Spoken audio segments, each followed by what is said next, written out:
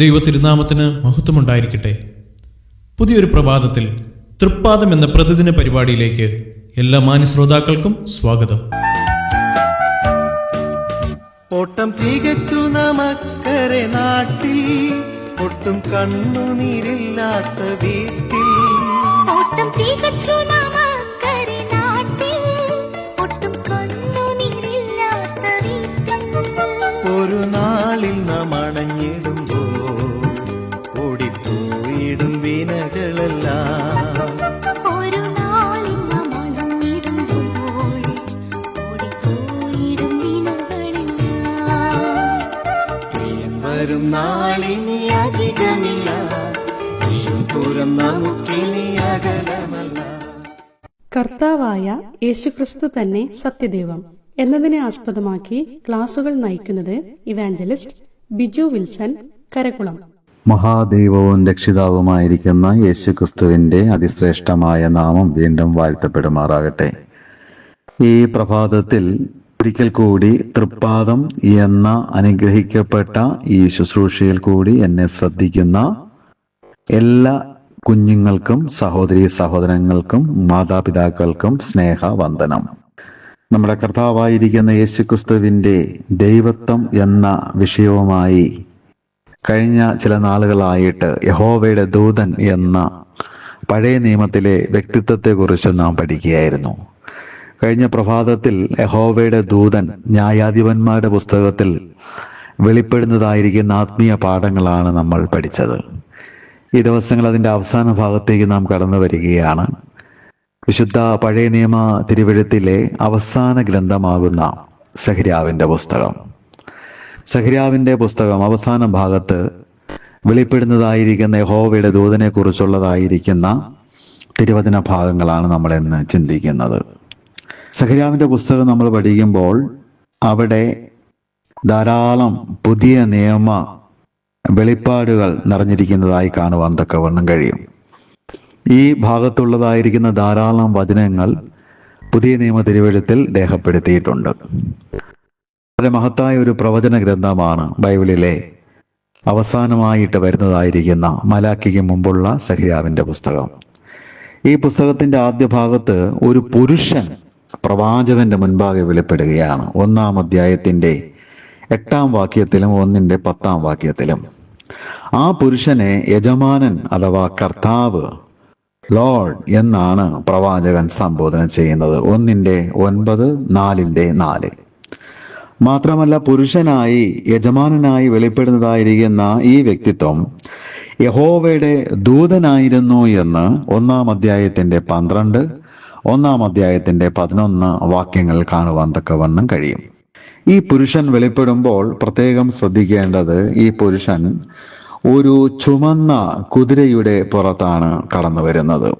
ചുമന്ന കുതിരയുടെ പുറത്ത് വെളിപ്പെടുന്നതായിരിക്കുന്ന ഈ പുരുഷൻ യഹോവയുടെ ദൂതൻ ആയിരുന്നു. മാത്രമല്ല, ഈ യഹോവയുടെ ദൂതൻ അവിടെ തന്നോടുകൂടെ കുതിരപ്പുറത്ത് കടന്നു വരുന്നതായിരിക്കുന്ന ദൈവത്തിന്റെ ദൂതന്മാർക്ക് ആവശ്യമായിരിക്കുന്ന കൽപ്പനകളും നിയോഗങ്ങളും നൽകുന്നതായിട്ടും നമുക്ക് 1-ാം അധ്യായം 2-ാം അധ്യായങ്ങളിൽ കാണുവാൻ തക്കവണ്ണം കഴിയുന്നതാണ്. ഇവിടെ വെളിപ്പെടുന്നതായിരിക്കുന്ന ഈ യഹോവയുടെ ദൂതൻ തന്നെ യഹോവ എന്നും സംബോധന ചെയ്യുന്നുണ്ട്. യഹോവയായിരിക്കുന്ന കർത്താവ് അഥവാ സൈന്യങ്ങളുടെ യഹോവയായിരിക്കുന്ന കർത്താവ് എന്നുള്ളതായിരിക്കുന്ന പ്രയോഗങ്ങളും തന്നെക്കുറിച്ച് തന്നെ താൻ വെളിപ്പെടുത്തുന്നതായി കാണുവാൻ തക്കവണ്ണം കഴിയും. എല്ലാ ഭാഗങ്ങളും എടുത്ത് വായിക്കാനായിട്ടുള്ള സമയം നമുക്ക് പോരല്ലോ. ദയവായി എല്ലാ ദൈവമക്കളും 1-2 അധ്യായങ്ങളൊന്ന് വായിച്ച ശേഷം ഈ സന്ദേശം കേട്ട് കഴിഞ്ഞാൽ നിങ്ങൾക്ക് ഈ വിഷയം കുറച്ചുകൂടി വ്യക്തമായി ഗ്രഹിക്കുവാൻ കഴിയുന്നതാണ്. ഇവിടെ വെളിപ്പെടുന്നതായിരിക്കുന്ന യഹോവയുടെ ദൂതൻ യഹോവയായ കർത്താവ് ആണ് എന്നും വീണ്ടും വെളിപ്പെടുത്തുന്നു. 2-ാം അധ്യായത്തിന്റെ 5-ാം വാക്യത്തിൽ യഹോവയായിരിക്കുന്ന കർത്താവ് ഇസ്രായേലിനെ തീ മതിലായിരിക്കും എന്ന് പറയുകയാണ്. 2-ാം അധ്യായത്തിന്റെ 10-ാമത്തെ വാക്യത്തില് ഞാൻ അവരുടെ മധ്യത്തിൽ വസിക്കുമെന്ന് പറയുകയാണ്. മാത്രമല്ല ഈ അധ്യായം നമ്മൾ വായിക്കുമ്പോൾ യഹോവയുടെ ദൂതൻ ഉള്ളപ്പോൾ തന്നെ സഖര്യാ പ്രവാചകന് യഹോവയുടെ ദൂതൻ പറയുന്നതായിരിക്കുന്ന വചനങ്ങളും കാണിച്ചു കൊടുക്കുന്നതായിരിക്കുന്ന അത്ഭുത വിഷയങ്ങളെയും വ്യാഖ്യാനിച്ച് നൽകുന്നതായിരിക്കുന്ന മറ്റൊരു ദൂതനെയും കാണാനായിട്ട് കഴിയും. ഈ ദൂതനോട് യഹോവയാകുന്ന ദൈവം അല്ലെങ്കിൽ യഹോവയുടെ ദൂതനെന്ന് വെളിപ്പെടുന്ന വ്യക്തി നല്ല വാക്കും ആശ്വാസവാക്കും പറയുന്നതായിട്ട് കാണുവാൻ തക്കവണ്ണം കഴിയും. 1-ാം അധ്യായം 13-ാം വാക്യം. മാത്രമല്ല, ഞാൻ കരുണയോടെ യെരുശലേമിന് നേരെ തിരിയും എന്ന് 1-ാം അധ്യായത്തിന്റെ 16-ാമത്തെ വാക്യത്തിലും പറയുന്നു. പ്രിയപ്പെട്ടവരെ, ഈ ഭാഗം നമ്മൾ വായിക്കുമ്പോൾ അല്പം പ്രയാസമുണ്ടാക്കുന്നതായിരിക്കുന്ന വചനമാണെങ്കിലും പ്രാർത്ഥനയോടുകൂടി ധ്യാനത്തോടുകൂടി 1-2 അധ്യായങ്ങൾ വായിക്കുമ്പോൾ ഇവിടെ ചുമന്ന കുതിരപ്പുറത്ത് വെളിപ്പെടുന്നതായിരിക്കുന്ന യഹോവയുടെ ദൂതൻ യഹോവയാണ്, കർത്താവായിരിക്കുന്ന യേശുക്രിസ്തുവാണ് എന്നുള്ളതായിരിക്കുന്ന യാഥാർത്ഥ്യം നമുക്ക് മനസ്സിലാക്കുവാൻ തക്കവണ്ണം കഴിയുന്നതാണ്. തൃത്വത്തിലെ രണ്ടാമനായിരിക്കുന്ന കർത്താവായിരിക്കുന്ന യേശുക്രിസ്തു സ്വർഗത്തിലെ കുതിരകൾ അഥവാ അരൂപികളായിരിക്കുന്ന കുതിരകളുടെ പുറത്ത് വെളിപ്പെടുന്നതായിരിക്കുന്ന സ്വർഗീയ സൈന്യം ഈ ഭാഗത്ത് കാണുവാൻ തക്കവണ്ണം നമുക്ക് കഴിയുന്നതാണ്. 1-ാം അധ്യായത്തിന്റെ 8-ാമത്തെ വാക്യത്തിൽ ഞാൻ രാത്രിയിൽ ചുമന്ന കുതിരപ്പുറത്ത് കയറിയിരിക്കുന്ന ഒരു പുരുഷനെ കണ്ടു എന്ന് നമ്മൾ വായിക്കുന്നു. ഈ പുരുഷൻ കർത്താവായിരിക്കുന്ന യേശുക്രിസ്തുവിന്റെ പഴയ നിയമ പ്രത്യക്ഷതയാണ്. തീമതിലായി ഇസ്രയേലിന്റെ മധ്യ വസിച്ചുകൊണ്ട് ഇസ്രയേലിന് നല്ല വാക്കും ആശ്വാസവാക്കും നൽകി കരുണയോടുകൂടി അവരോട് ഇടപെടുന്നവനാകുന്ന കർത്താവായ യേശുവിനെയാണ് നമുക്കവിടെ കാണുവാൻ തക്കവണ്ണം കഴിയുന്നത്. ചുമന്ന കുതിരപ്പുറത്താണ് സഖര്യാവിന്റെ പുസ്തകത്തിൽ യഹോവയായിരിക്കുന്ന ദൈവം വെളിപ്പെടുന്നെങ്കിൽ വെളിപ്പാട് പുസ്തകം 19-ാം അധ്യായത്തിന്റെ 11 മുതലുള്ള വാക്യങ്ങൾ നമ്മൾ വായിക്കുമ്പോൾ വെള്ള കുതിരപ്പുറത്ത് വെളിപ്പെടുന്ന യേശു കർത്താവിനെ കാണുന്നു. വായിച്ചു നോക്കുക. അനന്തരം സ്വർഗം തുറന്നിരിക്കുന്നത് ഞാൻ കണ്ടു. ഒരു വെള്ള കുതിര പ്രത്യക്ഷമായി. അതിന്മേൽ ഇരിക്കുന്നവന് വിശ്വസ്തനും സത്യവാനും എന്നു പേർ. അവൻ നീതിയോടെ വിധിക്കുകയും പോരാടുകയും ചെയ്യുന്നു. അവന്റെ കണ്ണ് അഗ്നിജ്വാല, തലയിൽ അനേകം രാജമൂടി എഴുതിയിട്ടുള്ള ഒരു നാമവും അവനുണ്ട്. താഴേക്ക് നമ്മൾ വായിക്കുമ്പോൾ 14-ാമത്തെ വാക്യത്തിലെ അവനോടൊപ്പം സ്വർഗീയ സൈന്യം പുറപ്പെടുകയാണ് വെള്ളക്കുതിരപ്പുറത്ത്. ആ പുറപ്പെടുന്ന വ്യക്തിക്ക് ദൈവവചനം എന്ന പേരുണ്ടെന്ന് 13-ാമത്തെ വാക്യത്തിൽ പറയുന്നു. 16-ാം വാക്യത്തിലേക്ക് വരുമ്പോൾ രാജാതിരാജാവും കർത്താവും എന്ന നാമം അവന്റെ ഉടുപ്പിന്മേലും തുടമേലും എഴുതിയിരിക്കുന്നു എന്നും കാണുവാൻ തക്കവണ്ണം കഴിയുന്നതാണ്.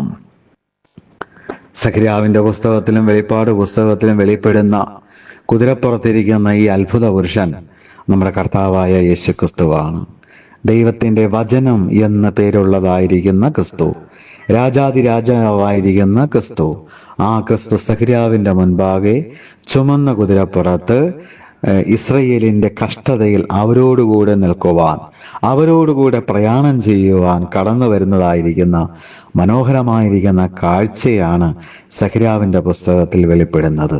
എന്നാൽ വെളിപ്പാട് പുസ്തകത്തിലേക്ക് വരുമ്പോൾ അവിടെ ക്രിസ്തു വെള്ളക്കുതിരപ്പുറത്ത് സമാധാന പുരുഷനായി, ലോകത്തിന്റെ ചക്രവർത്തിയായി, രാജാതിരാജാവായി കടന്നു വരുന്നതായിരിക്കുന്ന മഹത്തായ സംഭവം, ഇനി നടക്കാനിരിക്കുന്നതായിരിക്കുന്ന ചരിത്രം വ്യക്തമായിട്ട് രേഖപ്പെടുത്തിയിരിക്കുകയാണ്. ഈ പ്രഭാതത്തിൽ നമ്മുടെ കർത്താവായിരിക്കുന്ന യേശുക്രിസ്തുവിന്റെ വലിപ്പം വെളിപ്പാട് പുസ്തകത്തിലും സഖര്യാവിന്റെ പുസ്തകത്തിലും പ്രവചനാത്മാവിൽ ദൈവത്തിന്റെ ദാസന്മാർ രേഖപ്പെടുത്തിയിരിക്കുന്ന കാര്യങ്ങൾ ഉൾക്കൊള്ളുമ്പോൾ നമ്മുടെ കർത്താവായ യേശു മഹാദൈവമാണെന്നുള്ളതായിരിക്കുന്ന ചിന്ത നമ്മുടെ ഹൃദയത്തെ ഭരിക്കുവാൻ തക്കവണ്ണം ഇടയായി തീരട്ടെ.